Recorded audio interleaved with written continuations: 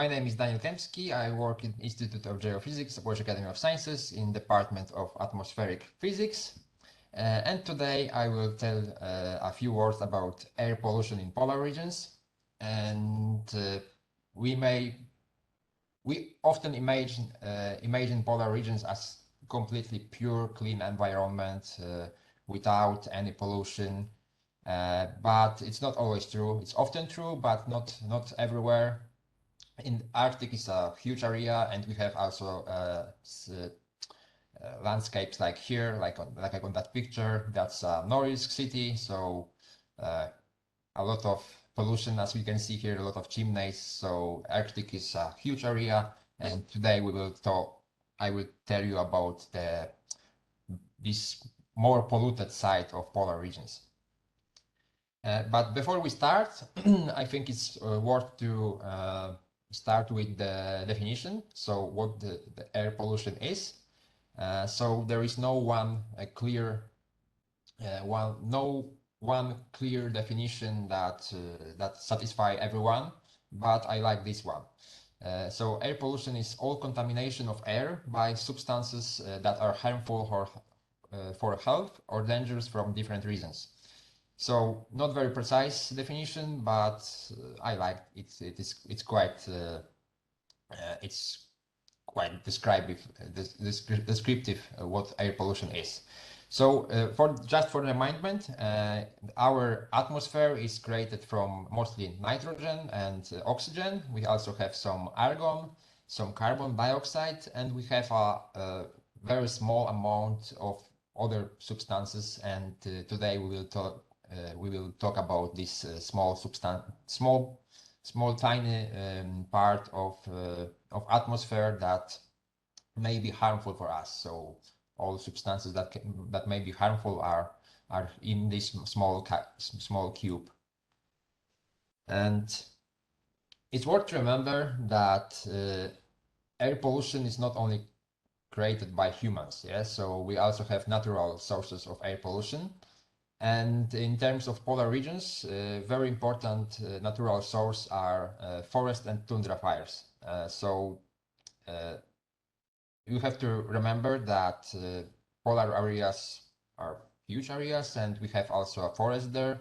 So wildfires of forests are really serious problem in terms of air quality of polar regions. And the same is with the tundra. Yeah? The tundra is also often burns in Siberia, in Alaska regions. So it's a major natural source of air pollutants in polar regions. We also have volcano eruptions. So volcanoes are everywhere, also in polar regions. So we have some emissions from volcanoes. It's worth to remember about something that is called biogenic volatile organic compounds. Maybe the polar regions are not the most abundant in plants in terms of whole world, but it's worth to remember that plants also emit some substances that may be harmful. We also have lightnings. So not everyone knows that we have thunderstorms also in polar regions. There is a pretty lot of thunderstorms in Alaska especially, and also in Siberia regions during the summer period. So lightning itself creates the nitrogen dioxide that is harmful for us, but maybe the more important is the lightnings as a ignition of wildfires. Yeah, so in polar regions, thunderstorms often starts the wildfires. So these forest and tundra fires often starts after thunderstorms. And it's probably you know about permafrost. You heard about something about permafrost. So with global warming, the permafrost thaws, and as permafrost thaws, we have a release of methane. And methane is also harmful because it's a greenhouse gas, and it also is counted as a air pollutant. And obviously, we have a lot of anthropogenic sources. So in the Arctic, we have cities, and as we have cities, we also have the cars there. We also have planes there.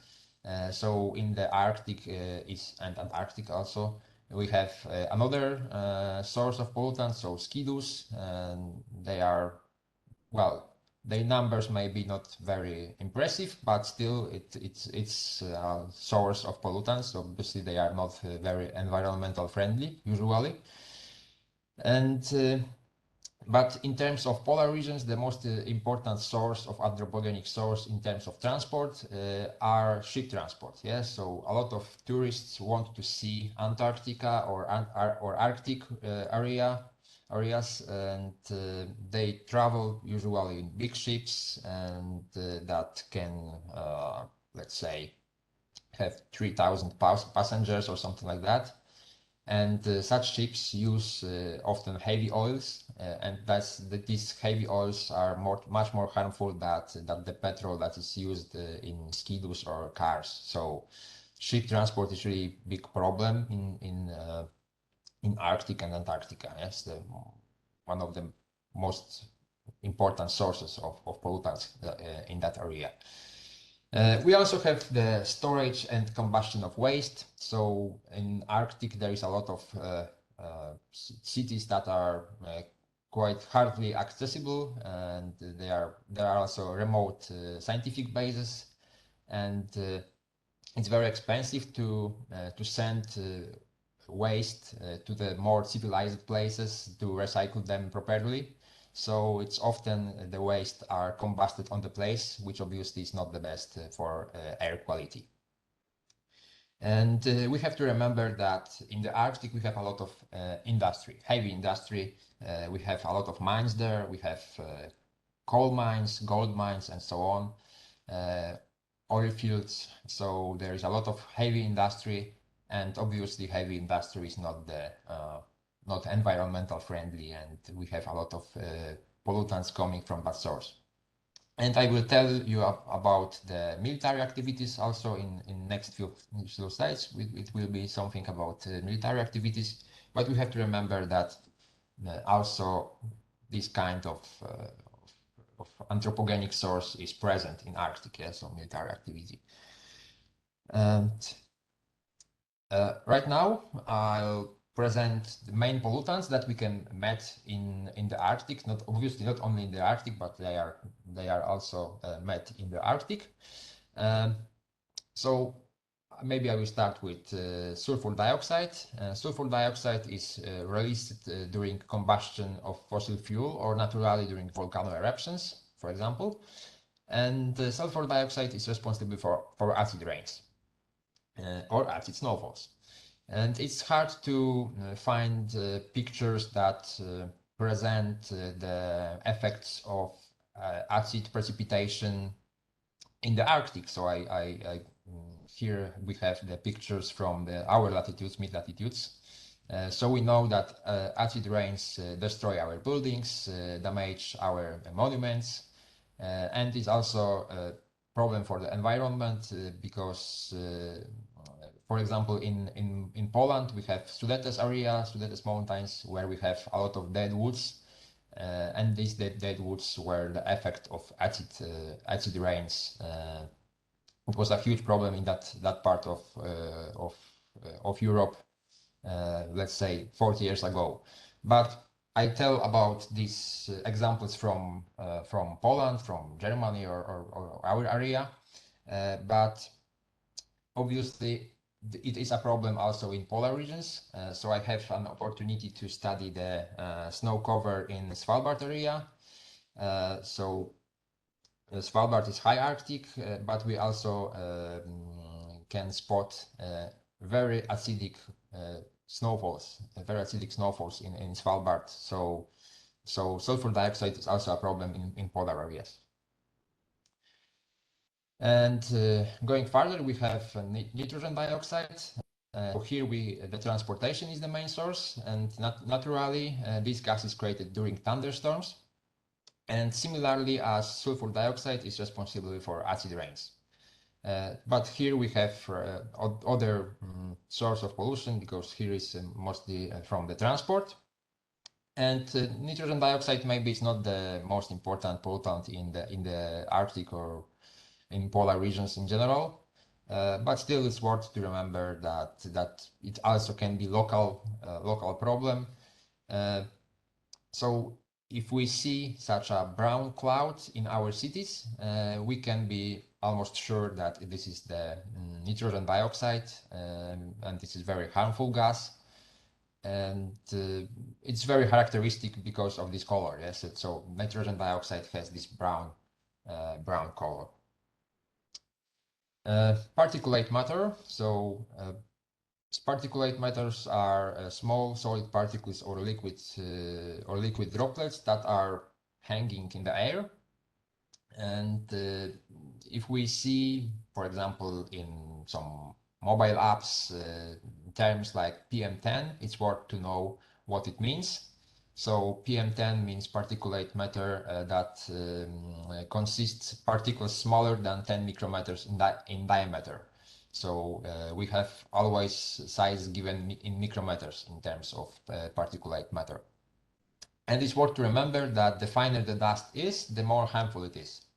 So here we have this graphic that presents the size of the particulate matter 10, PM10, in comparison to human hair.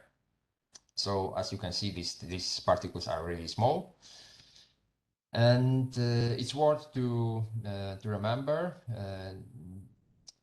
that the finer the dust is, the more harmful it is. So here we have an infographic that shows the effect of particulate matter on our respiratory system. So in PM10, it's quite big for our lungs, so it stops in our upper respiratory system.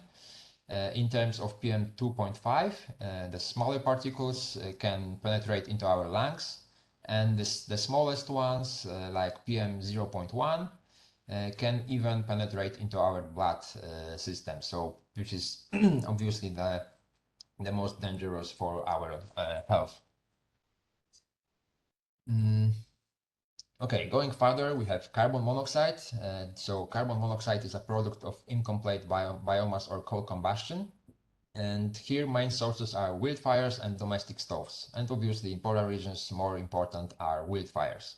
As I said, there is quite a lot of forest, quite a lot of tundra or shrublands that can burn easily, for example, after thunderstorms.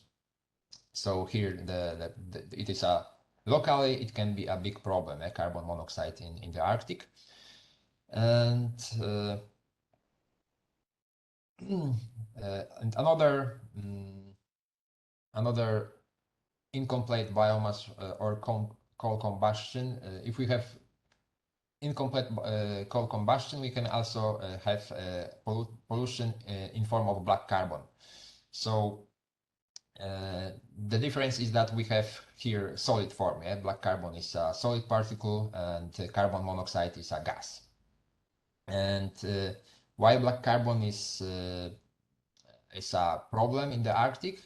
So because it accelerates melting of ice and snow when it's deposited on the ground, on the ice surface, on the snow-covered surface. So here we have picture of a scientist that checked the weather station installed on the glacier.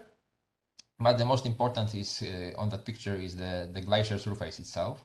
So as we can see here, this surface is dirty, it's quite black. Yeah, so this is the black carbon deposited on the ice surface, and as you can imagine, it accelerates melting of that glacier.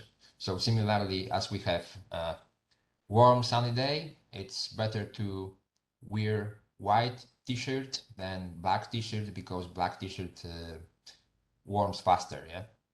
So here we have similar effect. So black carbon is really bad for the climate warming. It accelerates melting of glaciers. And also we have carbon dioxide. So carbon dioxide is a product of complete hydrocarbon combustion. So it's non-toxic. So we want to have carbon dioxide. Yeah, if we burn some hydrocarbons, for example, coal, we want to produce carbon dioxide and not the toxic carbon monoxide or also harmful black carbon. So carbon dioxide is the best way. Yeah, it means that this coal combustion process was effective. And carbon dioxide is non-toxic and even is a good thing for plants. Yes, a food for plants. But we have to remember that it's a greenhouse gas that is responsible for climate warming. Yeah, so right now we know that carbon dioxide is responsible for climate warming, and we have a lot of things connected to that. So the Arctic sea ice coverage is shrinking, glaciers are melting faster, and so on and so on. So carbon dioxide is also counted as a pollutant. Due to this effect on the climate. Similarly, we have methane. So it's also a greenhouse gas that is dozens of times stronger than carbon dioxide. And methane is released naturally from wetlands, rice fields, or melting permafrost. And obviously, in polar regions, the melting permafrost is the most important source, maybe not rice fields. And it's worth to remember that stomachs of ruminants account for a significant proportion of methane emissions. So here we have a chart that compares methane emissions from different animals. And as we can see, cows emit 1,000 times more methane than us, than humans. Yeah. So. For example, pigs are not are less emits less methane than cows, for example. And going further, we have persistent organic pollutants, so-called POPs. So here they are various organic chemical substances that tend to accumulate and stay in the environment for a long time, and this is a problem. This is a problem because they are it's really hard to get rid of them from the environment. They stay for a long time there.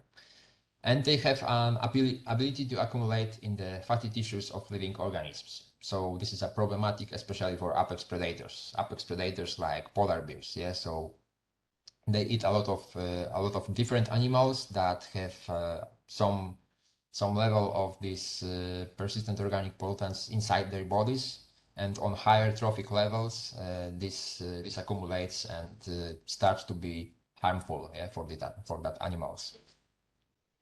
So long time ago, it was broadly used. The people broadly used the DDT substance. So it's worth to remember this name, DDT. So this is the perfect example of persistent organic pollutant. So they were advertisements that people standed in the cloud of the DDT and they were perfectly fine. Yeah, so it was insecticide that kills the insects. It was used for in farming, but it was completely healthy for humans. And people standed in such clouds, and it was perfectly. They were perfectly fine. But it turned out that if you are standing in such a cloud for 5 minutes or something like that, it was okay. But if we live in environment where we have a lot of DDT, even in small concentration, this accumulates in our bodies. Yeah, so this is a problem because it's because we have process of bioaccumulation here. So right now DDT is still used, but on much less scale than let's say 60 years ago. And similarly, we have heavy metals. So similarly, they accumulate in organisms and, for example, damage nervous system. And the most problematic here are lead and mercury. So lead, a long time ago, was added to petrols, and it was believed to be good for engines. And that was true. Yeah, the engines like petrol with lead. but it's very, very harmful for the environment. Yeah. So right now we know that, and we don't use lead in our cars. And you may ask about the mercury, why we have problem with mercury in our environment. So it's worth to remember that if we burn some fuels like coal, the coal is almost always not perfectly clean. So coal contains a lot of other substances, a lot of, for example, sulfur and also the mercury. So if we burn coal, we emit also the mercury into the atmosphere. Then this mercury is deposited with rain or snow, goes to the forests. With water, it goes to the lakes, and in lakes we have a lot of fishes that live in that contaminated water and accumulates these heavy metals in their bodies. Yeah, so it's a problem similarly like with these persistent organic pollutants. Um, It's also worth to mention chlorofluorocarbons, so CFCs. And so it was once commonly used in refrigerators and aerosols, and they were. It was a similar story like with DDT. So it was completely harmless uh, for the people, and people believed that it is an ideal gas. And have no effect on health and on the environment. But it turned out that these CFCs are the problems for our ozone layer. So we have the ozone depletion in stratosphere, and it's mainly caused by this because of these CFCs. And talking about ozone, it's also worth to remember that ozone is a really toxic gas, and it's a secondary pollutant, so it's created with the participation of other substances like nitrogen oxides, and also it needs to, for production of the ozone, the needed is the sunlight. Yeah. So it's worth to emphasize that we have good ozone and bad ozone. So ozone in stratosphere, so 30 kilometers above ground is good, and this ozone layer protects us from the harmful UV radiation. But near the ground, ozone is harmful. Yeah? It's a very strong oxidizer, and oxidizer means that it's, for example, destroy our cells. Yeah, so it's very, very toxic for living organisms. Mm, okay, so that was about these main pollutants that we can meet in the Arctic. Obviously, maybe Arctic and Antarctic are considered quite clean, but still we can have locally problems with these gases or substances.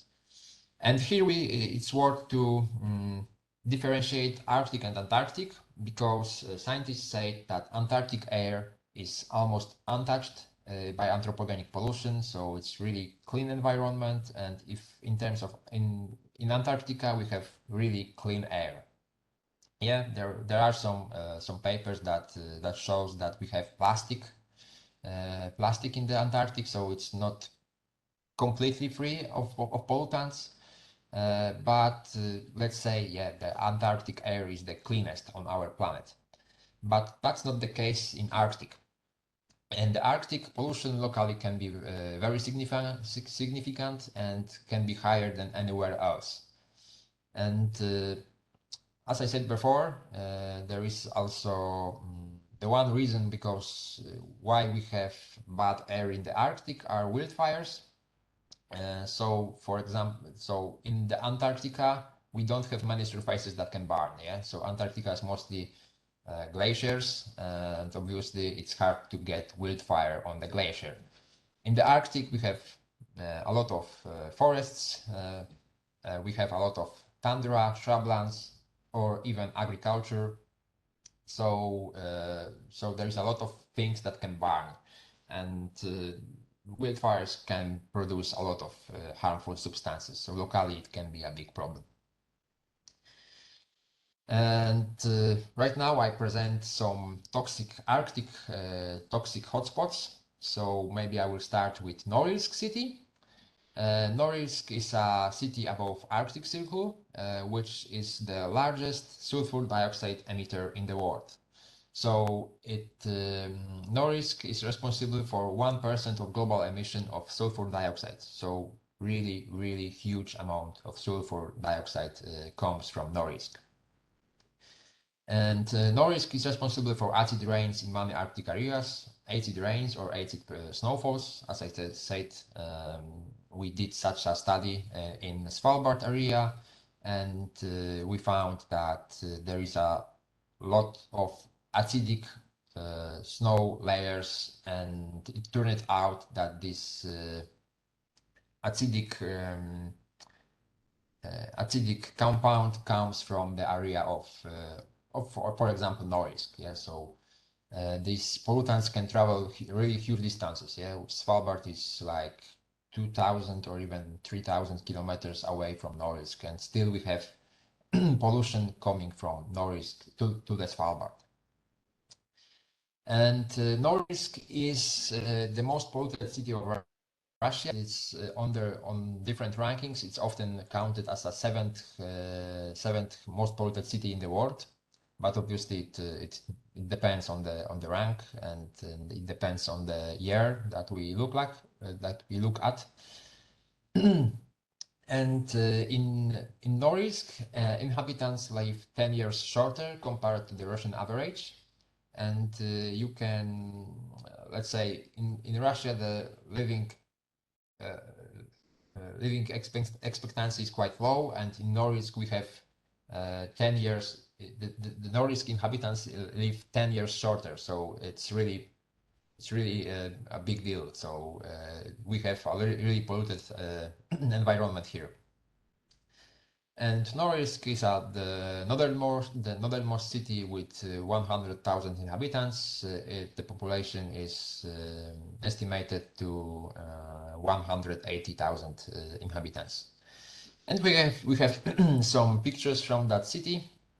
As you can see, quite depressive, a lot of chimneys, a lot of air pollution, and not only air pollution, because we also have some oil spills there. There is a lot of problem with pollution of water, of soils, and you can read in media that Norilsk is often responsible for very strange environmental disasters. So we can read about black snowfalls, red snowfalls, or some very strange things happening in that area due to the heavy industry and the pollution. Another toxic hotspot is Murmansk. Murmansk is the largest city above Arctic Circle, so it has 300,000 inhabitants. And in Murmansk region, there is developed metallurgical industry, so there is a lot of soot and sulfur oxides emissions. So Murmansk is here, yeah, in European part of Russia, near the border with Finland. And Murmansk itself pollutes a lot, but it's worth to remember that it's in close neighborhood of Murmansk. There is a lot of other highly polluted cities like Nikel, like Monchegorsk, and others. So we have a lot of resources in that area. So there is also a lot of mining, a lot of people that works there in heavy industry. And here we have a picture of Murmansk, let's say also not the prettiest city in the world. But it's worth to remember that the problem with air pollution is not only in Russia. We can spot some places like Pratho Bay in Alaska. So Pratho Bay is one of the largest oil fields in the world. And together with oil extraction, we have here emission of many toxic gases, mostly carbon monoxide and nitrogen oxides. And for example, we have Barrowtown in Alaska that is located 300 kilometers away from Prathoe Bay. And this Barrowtown often have problems with air quality. And it always, this problem is always when the wind is coming from the Prathoe Bay. So 300 kilometers is a lot, and obviously Prathoe Bay is not only a local source of pollution, but it also spread these pollutants on a vast area of the Arctic. And Prathoe Bay is responsible for the contamination of many sites, and we have frequent oil spills in that region. So the largest one occurred in 2006. So Prathoe Bay is here in the northern part of Alaska. Here how it looks from the distance. So a lot of chimneys, and as you can imagine, the air quality is not the best here. And the oil is extracted here, and then it travel through the Alaska in Alaskan pipeline. And as you can imagine, it's a huge area with very harsh conditions. So this pipeline often is damaged by the weather or some other things. And when we have damages of pipeline, we obviously have oil spills and contamination of not only the air, but also water, soil, and so on.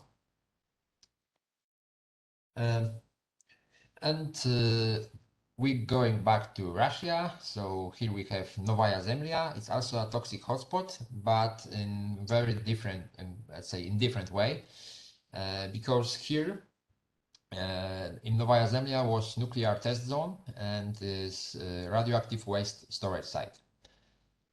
So it is the place where the largest nuclear bomb was detonated. It was Tsar bomb in 1961.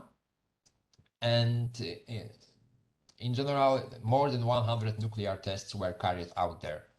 The last one was in 1990. As you can imagine, nuclear radiation it persists for a long time. Yeah, so the nuclear radiation it's still a problem in that area. And nowadays, Novaya Zemlya is without industry, but lead and zinc mines are planned to open in that island. So if they open these mines, it will be another important source of pollution in the Arctic. And here we have pictures. Yeah, this is the bomb detonation, obviously from huge distance, seen from huge distance. And here we have some view from Novaya Zemlya, and we have a lot of rubbish there, a lot of polar bears, probably also not the best place to live in the Arctic. And it's also worth to remember that even remote and uninhabited places in the Arctic has its version of smog. So as I said before, pollutants are transported on very large distances. And in the Arctic, we often met something called Arctic haze. It occurs periodically during the spring, where prevails anticyclonic weather. And for that, for Arctic haze, responsible is mostly wildfires from Alaska or Siberia regions. So here we have pictures from New Ålesund. New Ålesund is a very remote place in Svalbard. It's a small town or research site in northern Svalbard. And usually, in general, there are no local pollution. In New Ålesund, the only scientists live there, and it's rather clean area. And here we have a picture from the clean day, but the atmosphere in New-Ålesund can also look like here. So here we have a low visibility, and it turned out that this low visibility is connected with the pollution, yeah, with this pollutants coming from, I think that in that time it was from Canada, from wildfires in Canada. So even in very remote Arctic locations, without any local sources, we can meet problematic conditions, problematic air quality conditions. A few words about air pollution effects, and maybe I will start with ozone hole. So I told you about these Arctic issues mostly, but we have to, and I said that Antarctica is a very clean place, but even there we have some problems that are created by the air pollution. So ozone hole is a problem during spring in polar regions and especially above Antarctica. And as I mentioned before, it is caused by CFCs, and naturally, this ozone depletion can also be an effect of large volcano eruption. Right now, it's better because in 1987, the CFCs were banned. It was called Montreal Protocol. And after that time, we observe slow regeneration of ozone layer in stratosphere. But scientists predict that it will last quite a long time, long. So it is expected to last until year 2065. But right now we have some news that China still emits some CFCs against this Montreal Protocol, so it may even this year maybe even well, this regeneration of ozone layer may take more time than predicted for now. Another problem is obviously climate warming. So mostly emissions are produced in mid latitudes, in more populated places like the Arctic. But this climate warming affects mostly the Arctic. So Arctic temperatures rise twice or locally even triple as fast as in mid latitudes. And with climate warming, there is a lot of connected problems. So, for example, we have species migration. We observe more and more thermophilic species, and those that are addicted to cold conditions, they are endangered. And with climate warming, we also may expect release of bacteria frozen in ice or permafrost, and it's not a science fiction. It happens even right now. So we can read in media about the dead reindeers found in Siberia, for example, that were killed by anthrax released from thawing permafrost. So it happens even today. And with climate warming, we have also sea level rise. It's obviously not a good thing. And with climate warming, we have also this positive loop. So with warmer, in warmer world, we have more frequent wildfires, and wildfires produce pollution. Also release this another a portion of carbon dioxide. So it's a positive loop, which is this process is going faster and faster, but obviously it's negative, has a negative effect for us. And it's the most important, obviously, in terms of air pollution are its influence on organism health. So it's worth to remember that not only humans are affected, but also animals, also plants. So air pollution disorders the immune, nervous, and endocrine systems of organisms. And right now we know that air pollution lowers reproductive success of animals contaminated with heavy metals or persistent organic pollutants. So, for example, birds have eggs that have very thin skin layer. So these eggs breaks more easily, so it's a problem for birds and obviously for other animals too. And we should also remember that ozone hole is a problem not only for the people, but animals are also affected. Ozone hole increases the risk of skin cancer in animals as well. And how to fight air pollution? So right now we know much more about air pollution, I hope, and how to fight with this. So obviously, individual maybe won't change the world, but for example, we can choose political parties that want to develop alternative energy sources. So that's the one way, and it's worth to remember that nuclear energy is also way cleaner than coal combustion or something like that, or even gas. So it's worth to invest in alternative energy sources. And as an individual, you can, for example, choose a bicycle instead of car. You can save the electricity. You can eat less meat, so especially beef, because beef is the most problematic in terms of methane emission.